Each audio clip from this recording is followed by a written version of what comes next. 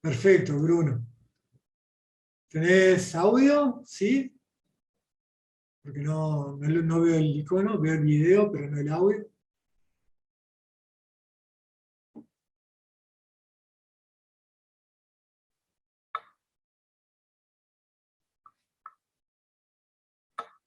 Listo.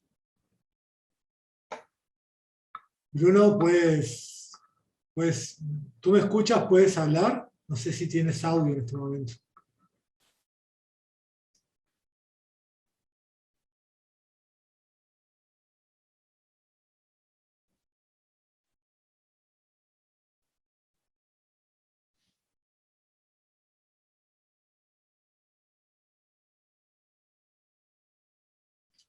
Ahora sí creo que, ahora sí. Ahora estás silenciado,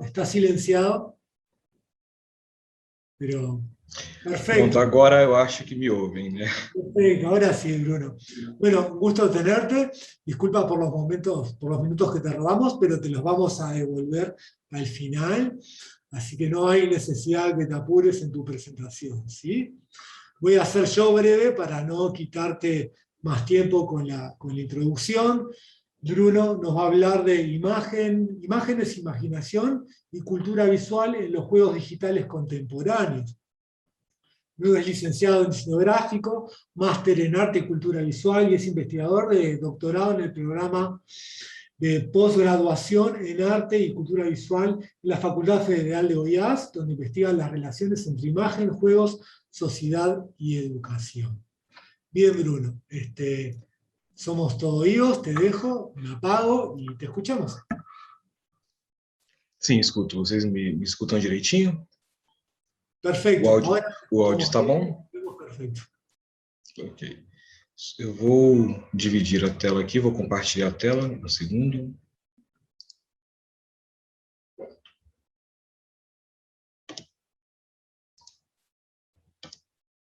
Ok. O compartilhamento está funcionando? Vocês me veem, me ouvem? Sí, está bien, estamos viendo la presentación, te vemos aquí arriba y te escuchamos perfecto. Ok, muito obrigado. Antes de qualquer coisa, eu gostaria de agradecer o convite que vocês me fizeram. Fico muito feliz em estar aqui e discutir essas questões que fazem parte da minha pesquisa. Eu fiz, durante o mestrado, eu pesquisei o cinema e a educação, especificamente o cinema de ficção científica, usado dentro de sala de aula, e essa foi uma pequena porta de entrada, pelo menos conceitual, para abordar algumas questões dos jogos, não é? Então, dos jogos de educação a partir da cultura visual, que eu vou falar um pouquinho mais adiante aqui na apresentação. Atualmente, a minha pesquisa ela é sobre jogos de tabuleiro dentro desse espaço de educação formal, certo? Só um segundo que alguma coisa que eu fiz aqui errado, ok? Tá, vou passar assim.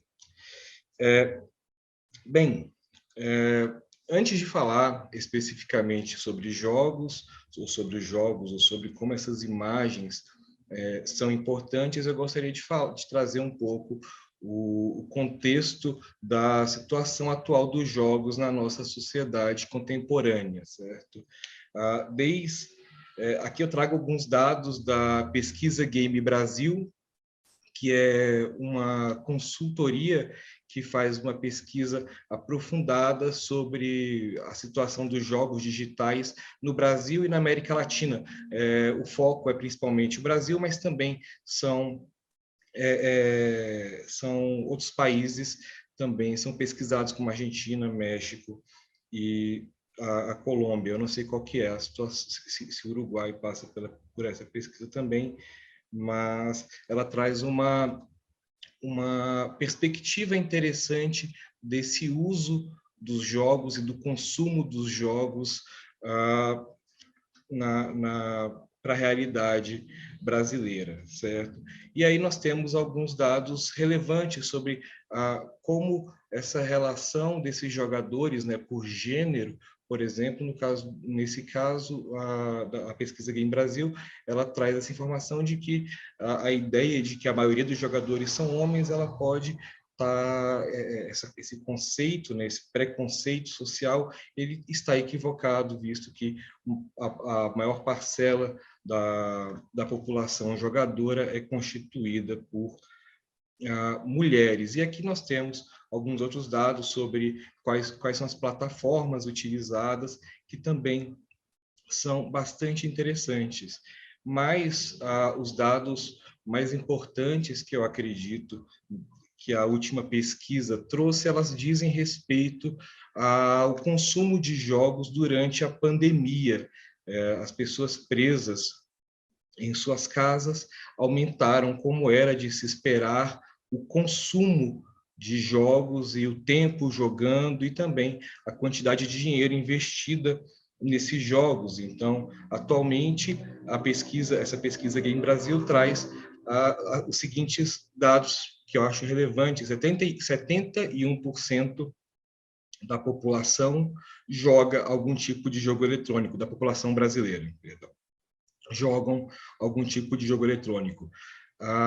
Dessa parte da população que joga, 51% começaram a aumentar, eles aumentaram o consumo de jogos durante o período da pandemia. 60% consumiu mais tempo de jogos online com seus amigos, principalmente, e 40% aumentou a quantidade de dinheiro que gastava semestralmente com jogos. E aí nós temos outras informações que são relevantes.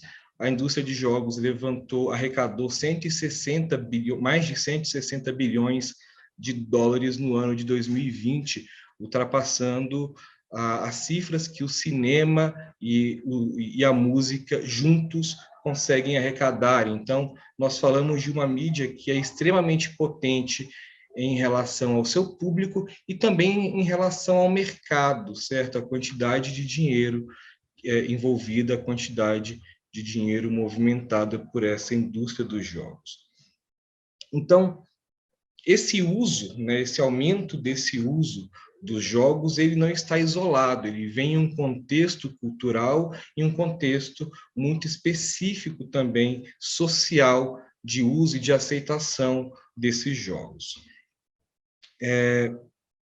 Os jogos digitais especificamente falando, eles possuem uma característica híbrida que torna ele um produto cultural que fala não somente sobre uma mídia, mas fala sobre todas as mídias que consegue colocar as mãos. Então, quando o jogo digital fala sobre o cinema, quando ele pode, ele vai falar, ele vai se comunicar enquanto cinema, ele vai se comunicar enquanto música, ele vai se comunicar enquanto história em quadrinho, ele vai utilizar de todas as ferramentas midiáticas possíveis para conseguir contar uma história, para conseguir se comunicar. Essa é uma característica muito específica dos jogos eletrônicos, certo? Dos jogos digitais.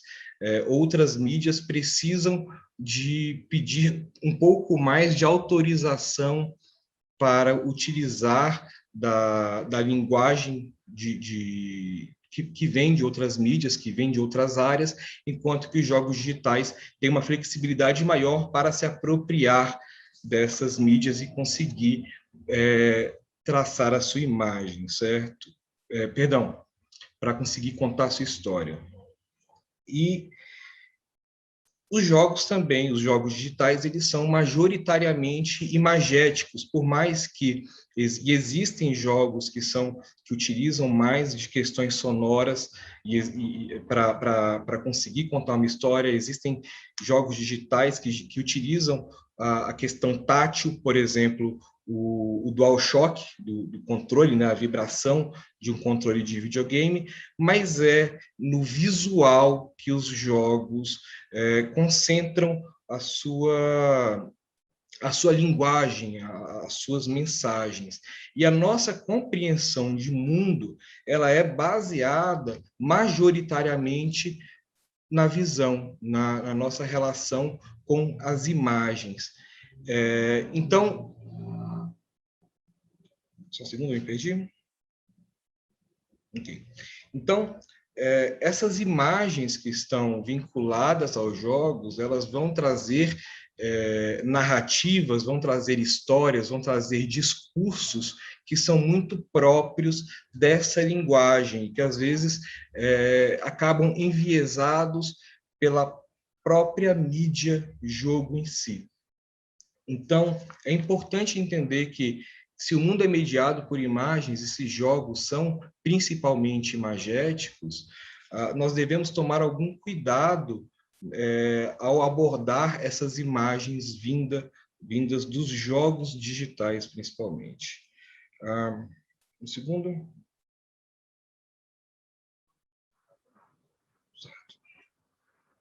Vai passar um avião, só um segundinho, gente. Enfim. A diversão, e aqui eu trago uma citação onde se entende que a diversão dos jogos, a diversão do jogar, ela emana principalmente da compreensão, da capacidade de superar, de entender e superar um desafio e então conseguir, pela superação, se divertir.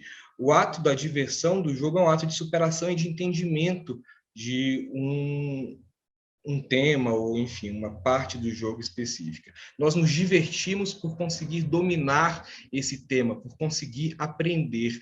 Aqui nesse texto desse livro, do Ralph Koster, ele traz justamente essa ideia, e ele vai elaborar essa ideia ao longo do capítulo, mas é uma ideia central também para entender a importância dos jogos como possíveis ferramentas de mediação de conteúdo, certo?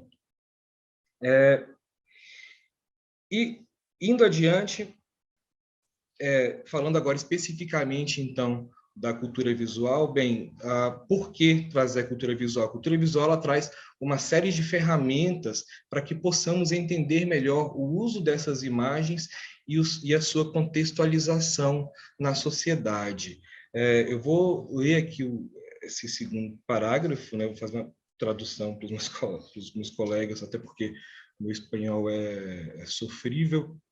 Então, bem, esse é um trecho do Fernando Hernandes, onde ele diz: a cultura visual se conecta com uma concepção da pedagogia cultural relacionada com práticas sociais que configuram identidades e subjetividades. Se abre, então, a articulação de um espaço de interação entre o pedagógico e o cultural, em que se entrecruzam questões sociais, políticas e institucionais na constituição de identidades e na produção de conhecimento e saber dos jovens. Trata-se, então, de uma abordagem que entende que essa imagem ela tem um potencial muito grande de diálogo com os interesses, com os saberes e com as angústias dos jovens. O Hernandes, aqui, a cultura visual, ela encara, quando a cultura visual fala de imagens, ela fala de todas as imagens técnicas que estão na sociedade, não somente aquelas imagens da arte, não somente as imagens canônicas, mas os jogos, os filmes, a publicidade, as mídias sociais. Então, por que ignorar o que acontece no Twitch e no TikTok, se essas duas mídias conseguem movimentar milhões de pessoas? Esse é um conceito que o Hernandes já trabalha há muitos anos e que traz à cultura visual esse entendimento dessa potência que parte das imagens que são culturalmente aceitas, que são abraçadas pelos indivíduos, certo? Passando aqui para o próximo tópico. Então, nós vivemos em uma sociedade que é cada vez mais mediada por imagens. Nós conversamos com e por imagens. Enquanto que um cidadão talvez alguém de 200 anos atrás, 300 anos atrás, viu uma quantidade... Perdão, deixa eu refazer a minha frase. Um cidadão médio em uma sociedade há 200, 300 anos atrás, ele poderia muito facilmente, a depender de em qual lugar do globo que essa pessoa estivesse, ele poderia passar a vida sem ver nenhuma imagem técnica, sem ver nenhuma foto, sem ver nenhuma pintura, sem ver nenhuma reprodução. Não é difícil pensar isso, pensando em zonas rurais, que as pessoas não se locomoviam para muito longe dos locais de nascimento e que, eventualmente, as imagens que essas pessoas viam eram aquelas que estavam nos centros religiosos ou nos centros das cidades, quando iam para esses centros. Então, se a gente parar e pensar como a exposição pelas imagens aumenta nesses últimos séculos, e como, por exemplo, da relação da geração anterior dos meus pais, a quantidade que os meus pais viam de imagens no seu dia a dia, a quantidade de imagens que eu vejo no meu dia a dia, por estar em Instagram, TikTok, internet, televisão, etc., a quantidade é muito maior e ela vai aumentando cada vez mais a sociedade tem se comunicado por imagens, e essa é uma tendência natural da comunicação, e aí a preocupação que deve haver é o que essas imagens estão falando, quais são as narrativas que elas pregam, que elas falam, que elas defendem, certo?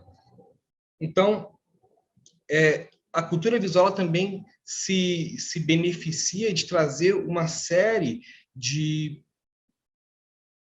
perspectivas diferentes dos estudos culturais, da psicologia, dos estudos feministas, da teoria queer, enfim, dos autores pós-estruturalistas, para justamente fazer essa abordagem de o que é imagem, qual é o peso dela na sociedade, quais são as mensagens que elas estão trazendo e problematizar essas imagens.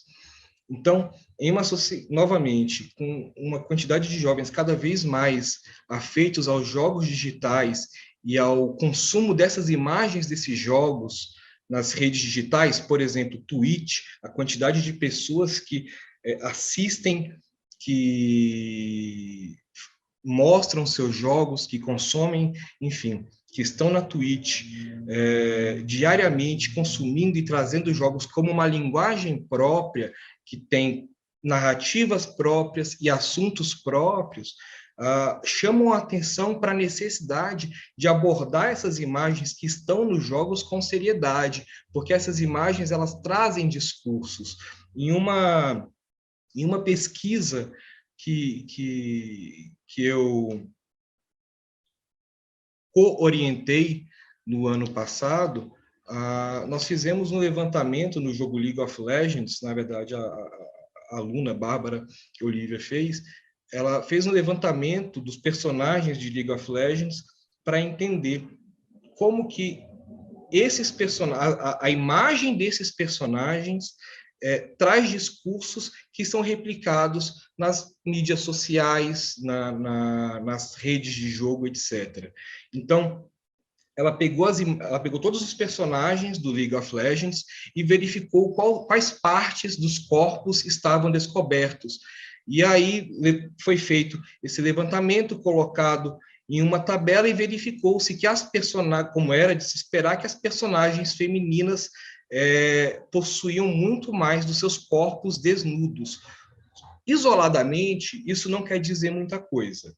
Mas quando nós trazemos isso para um contexto onde você tem uma série de escândalos dentro da empresa envolvendo machismo, quando você tem uma série de fazeres sociais que são aceitos pelos jogadores e que estão relacionados à violência de gênero, essas imagens, elas deixam claro que o discurso que elas trazem não é acidental, não é inocente, elas falam e elas deixam uma mensagem muito clara, certo? Passando aqui para o próximo. Então, um segundo. Então, é importante a gente entender como que essas imagens se relacionam com esses discursos e como esses discursos podem afetar não somente o consumo do jogo, mas a própria convivência social, certo? o desafio passa a ser, então, como dialogar com essas imagens, como encará-las de uma maneira a trazer o melhor possível da discussão e conseguir fazer com que as pessoas se mobilizem pelas discussões trazidas acerca das imagens, certo? E, além disso, aceitar que os jogos, eles são, sim, atrativos, eles trazem uma série de discussões e de pautas sociais que podem ser interessantes e que, acima de tudo, os jogos estão se tornando cada vez mais espaços de sociabilidade, lugar onde as pessoas conversam, onde elas convivem, onde elas divulgam suas narrativas e fazem perdurar as suas ideologias. Então, esse espaço do jogo e o espaço das imagens do jogo é um espaço onde existe, sim, a necessidade de diálogo, certo? Prosseguindo. Novamente, aqui é mais um trecho onde se fala que o crescimento do streaming dos jogos não é somente sobre esportes, ele é também sobre a sociabilidade e sobre as maneiras que nós podemos transformar o diálogo social. Então, eu termino aqui, vou finalizando a apresentação, chamando a atenção justamente para as possibilidades de se encarar a imagem como mediadoras de conteúdos, de narrativas, de ideologias, a necessidade de questionar o que essas imagens falam, quais são as narrativas que elas pregam, e de problematizar e pedir mudança em pontos que não sejam pontos de adesão social, pontos em que as pessoas... pontos de... Deixa eu voltar. Existe, então, a necessidade de se discutir essas imagens e entendê-las dentro de seus contextos, encará-las e, quando há necessidade, pedir mudança, exigir uma transformação no discurso. E aí, bem, para finalizar, sobre qual é o futuro dos jogos eletrônicos, ou qual é o futuro das imagens nos jogos? É só uma pergunta que acho que acredito que deve ser feita e que, bem, não se trata de futurologia, mas é certo entender que eu acredito que seja certo apostar que os jogos vão continuar utilizando de mídias tecnológicas para cada vez trazer mais imagens que são cada vez mais reais, que cada vez convençam mais. Existe aí um perigo, porque se essas imagens elas nos convencem com tanta facilidade, nós temos que ter mais cuidado ainda com elas, visto que essas imagens de jogos, e principalmente por cada vez estarem mais reais, mais próximas da verdade, elas nos enganam com cada vez maior facilidade. Então, existe a necessidade de estar sempre questionando, estar sempre perguntando para que lado os jogos e as imagens estão nos levando e estarão nos levando. Bem, era isso. Eu finalizo aqui aos 22 minutos e novamente agradeço o convite y aguardo las preguntas. Bien, abrimos ronda de preguntas. Estaba viendo hay una pregunta que está haciendo Gervasio. Gervasio, no sé si la transmitís de alguien más o la estás planteando vos. La voy a leer. No, es una pregunta mía, sí. Eu não falo muito bom português, eu tratei de usar o tradutor de Google, pero bueno. Por falar em streaming, você acha que pode transformar a maneira como contamos e consumimos histórias? Sim, completamente. Eu tenho assistido alguns streamers e alguns casos de streamers que estão conseguindo trazer novas maneiras de trazer histórias diferentes, narrativas diferentes das tradicionais, principalmente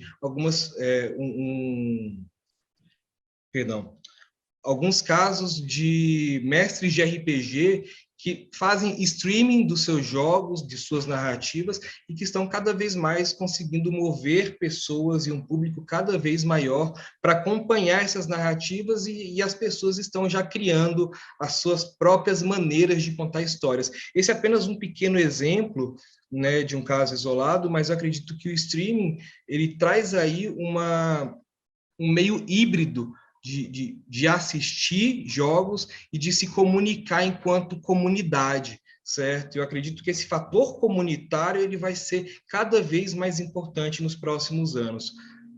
Conseguiu ser claro na resposta? Sim. Sí, creo que sí.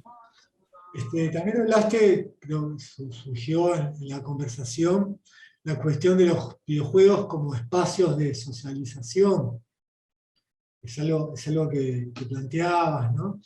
Y también comentabas sobre una tendencia hacia un realismo en la imagen, que puede venir de la mano de lo cinematográfico, de un lenguaje muy vinculado con lo visual, y de una necesidad de estar atentos frente a lo que eso puede generar, ¿no?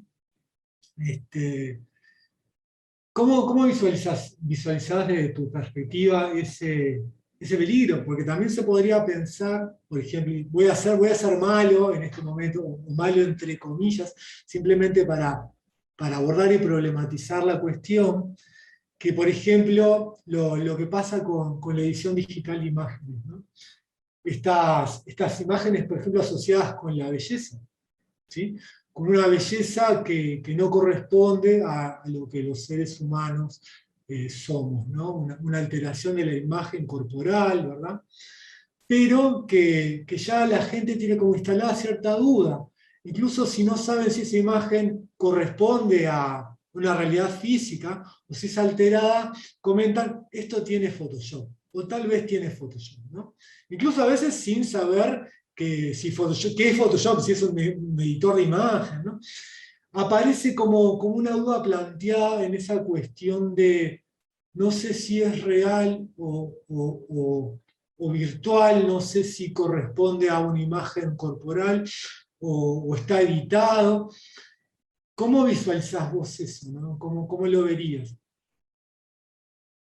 Não sei se me explico. Sim. Bem, eu acredito que os jogos, eles trazem normatizações de corpos, certo? Eles trazem aquilo que nós podemos encarar, que nós deveríamos encarar como o corpo bonito, o corpo belo, o corpo funcional. Não é à toa que em comunidades de internet, de jogos, existe muita gordofobia. É um dos pontos levantados e que está relacionado justamente a como os jogos dizem que um corpo deve ser, certo? Então, segundo um jogo, eu, por ser homem, deveria ter ombros largos, eu deveria ser forte, eu deveria ter uma série de características visuais para conseguir atingir essa normalidade. A mesma coisa vale para o corpo feminino, certo? Quando olhamos a maneira como os jogos tradicionalmente retratam o corpo feminino, eles criam também normas para ser seguidas, eles criam padrões de beleza, eles criam e reforçam, né? Não somente criam, mas também reforçam. E justamente essa imagem que cada vez nos engana mais, que cada vez mais parece real, que cada vez mais parece vinda do mundo, ela vai trazer uma narrativa que justamente de o que é o corpo normal, como o corpo normal deve ser, como a beleza deve funcionar. Então, por isso acredito que discussões como aquelas que aconteceram recentemente, trazidas pelo jogo The Last of Us 2, ou como o próprio League of Legends agora repensa os corpos dos personagens, trazendo corpos mais diversos, são maneiras de se trazer essa discussão sobre uma questão que pode parecer banal, mas que não é, que é central, que é como nós nos representamos, certo? Eu acredito que era isso que eu queria responder. Sí, y además vinculado con esto de los espacios de socialización, ¿no? Porque precisamente es un entorno donde no solo ves, sino que se está presente tal vez, por ejemplo, incluso a través de los avatares, ¿no? Entonces tal vez ese espacio potencia un poco lo que estás comentando. Creo que hay otra pregunta, está en el chat. No sé si la querés leer tú directamente, así yo no violento el portugués con mi mala pronunciación. Ok. Bem, eu acredito que o streaming, em relação aos jogos, vai ganhar ainda muito espaço, certo? Justamente por uma questão de que as pessoas cada vez jogam mais, cada vez se interessam mais e colocam mais tempo para o jogo como hobby. E pensar que essas pessoas elas não querem jogar sozinhas, porque o jogo é esse espaço, né, de sociabilização, onde as pessoas podem extrapolar a sua individualidade, isso é um elemento central. E o próprio Twitch trabalha isso muito bem ao incentivar que se formem pequenas comunidades.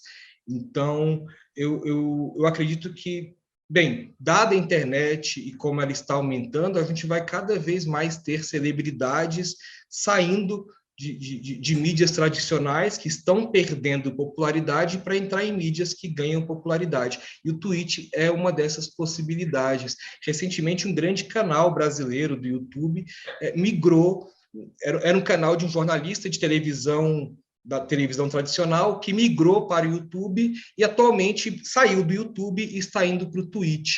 Eu acho que isso indica um pouco de como que existe aí uma movimentação social para o streaming, certo? E só um adendo, atualmente, isso talvez não pareça ter muita relevância, mas eu acredito que é um ponto interessante.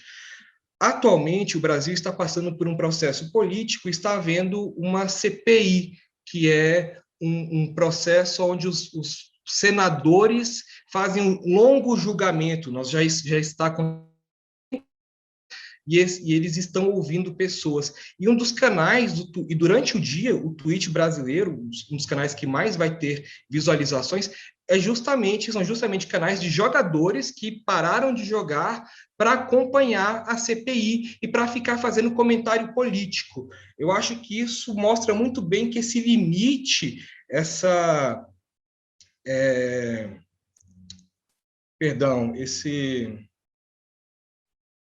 Aí me fugiu a palavra. Enfim, mas esse limite entre o que é jogo e o que não é jogo, o que é político e o que não é política, que muitas vezes os jogos tentam não ser políticos, não é que não existe, mas eles se dizem apolíticos. Isso, quando nós olhamos essa relação do interesse do público, isso fica claro que não existe. As pessoas elas querem fazer essas discussões e elas, acredito eu, que elas queiram misturar esses pontos. Então, trazer essa discussão para a imagem, para o Twitch, eu acho que é relevante. Eu respondi a pergunta? Bruno, ¿qué tal? Encantado. Felicitaciones por la presentación. Te quería hacer una consulta. Si conoces el fenómeno de estos juegos que se han convertido como en reality shows o plataformas, ¿no? Donde han estado justamente varios streamers latinoamericanos y que han estado por un mes jugando o generando toda una comunidad dentro de una plataforma de videojuego. Y eso se ha streameado por Twitch, por YouTube en tiempo real, 8 horas de repente estaban Y ahí también se daba esto que tú decías hoy sobre, ciertos comentarios políticos, sociales, se empiezan como a reproducir también lo que sucede en el mundo físico, se empieza a traducir a ese mundo virtual, donde realmente no dejan de ser avatares de las personas reales. Los comportamientos empiezan a reproducir cuestiones sociales y comunitarias, tipo de relaciones similares a las que suceden. No sé si has seguido ese tipo de fenómenos. Não, esse fenômeno específico não conheço. Você poderia me explicar novamente como que Sí. ocorre esse jogo? Por ejemplo, son juegos de survival games, donde son multijugador. Entonces hay obviamente algunos individuos que son los que han creado el juego, que son los hosts de los participantes, pero han llegado a tener comunidades de 80 youtubers simultáneamente creando colectividades y conflictos entre ellas. O sea, al principio parece que hubiera toda armonía, tú tienes que ir a buscar recursos, por ejemplo, empiezas sin ropa, sin nada, vas consiguiendo recursos, piedras, alimentos, y vas construyendo tu casa, y se empiezan a crear micro sociedades dentro de esas comunidades. Y es un fenómeno muy interesante, si uno lo ha seguido, habrá empezado por lo menos en la comunidad latinoamericana, capaz que los estudiantes me pueden ayudar un poco más, pero creo que fue a fines del año pasado, que fue uno de los primeros a través del juego Rust, una plataforma de survival. Ahí se juntaban muchísimos de los españoles, pero también mexicanos, colombianos, creo que de toda una comunidad. Y bueno, si uno seguía cada tanto lo que sucedía en eso, en base a los diferentes streamers, veías que se empezaban a reproducir formas sociales muy similares a las que se daban después. Habían réplicas de los comportamientos habituales en eso. Después generaron otras plataformas, usaron otras plataformas para reproducir los que no se habían peleado, porque algunos se terminaban peleando en la vida real. Lo que empezaba siendo una broma, una pelea de robarle los recursos al otro, terminaba habiendo conflictos por comportamientos inadecuados dentro de la plataforma. Bueno, simplemente que han seguido hasta, no sé si siguen hoy por hoy, pero han seguido trabajando en ese... Son como, duran un mes más o menos, pero es muy interesante porque son, de repente son 60 personas, 80 personas, que son streamers conocidos y algunos no tan conocidos.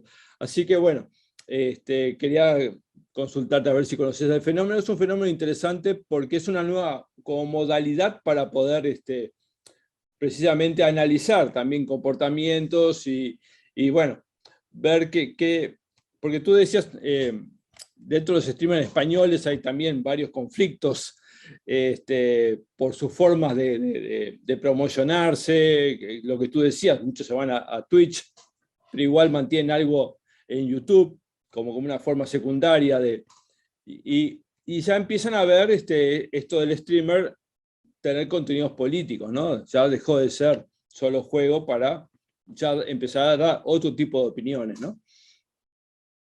Pero bueno, era eso. Sim. No caso do Rust, eu conheço o jogo, mas eu não conhecia essa característica, esse acontecimento social, esse fenômeno. Depois eu vou procurar. Eu sei que eu já ouvi falar de coisas similares acontecendo no Minecraft, né, de comunidades se formarem, mas no Rust eu vou dar uma procurada depois, bom saber. Não conhecia o case, vou dar uma estudada nele depois. Un fenómeno similar, no tanto de características políticas, pero sí de comportamiento que va más allá del propio fenómeno del juego, es lo que pasó en World of Warcraft, creo que fue 2005 más o menos, con el virus, lo que fue el famoso virus, que era una mecánica de uno de los personajes que tenía un ataque que mataba rápidamente a otros personajes. Había un pequeño bug que hizo que eso se pudiera seguir reproduciendo de forma incontrolada, ¿no? Entonces lo que termina sucediendo es que los jugadores se organizan, algunos para tratar de contener la pandemia, otros para tratar de expandir la pandemia, y eso llamó la atención, por ejemplo, tanto de virólogos, para el análisis de el estudio precisamente de pandemias, como incluso para Estados Unidos, del Departamento de Defensa, para el análisis del comportamiento terrorista, ¿no? Y lo interesante de todo este fenómeno que se generó, digamos, en forma espontánea. Después se termina cuando resetean los servidores, ¿no? Pero mientras eso está funcionando, hay todo un fenómeno espontáneo de los jugadores organizados que reproduce comportamientos sociales del mundo físico, ¿no? Porque ahí se entremezcla la cuestión de lo físico y lo virtual como dos dimensiones que componen la realidad. Lo público y lo privado es otra de las cosas que está entre medio en toda esta discusión, ¿no? Y todo aquello que acontece. Sí, creo que es como para discutirlo y seguir trabajando, es un tema apasionante. Alguien pone acá hasta... Sí, bueno, comenta que fue un caso muy conocido, sí, fue 2005 más o menos, ya tiene varios años, fue de mucha repercusión porque involucró a cientos de miles de personas, ¿no? Bueno, Bruno, ha sido un placer tenerte acá. Creo que la conversación puede seguir, si nos enganchamos podemos seguir conversando. Espero que podamos seguir conversando en alguna otra instancia también. Algunas de mis perspectivas de investigación personal también tocan la cultura visual, así que seguramente estaremos compartiendo por ahí. Y bueno, ya estamos en tiempo de ingresar en la última instancia del día de hoy. Bruno, si podés, me encantaría que te quedes y capaz que hasta podés llegar a conversar con nosotros porque va a ser una mesa de debate y bueno, vamos a poder discutir, ¿sí? Desculpa, não entendi a última parte. Decía que viene una mesa de discusión, entonces vamos a presentar a los participantes, pero después se va a abrir la mesa a la discusión colectiva. Así que tal vez si tienes tiempo y ganas, también te puedes llegar a sumar a la discusión.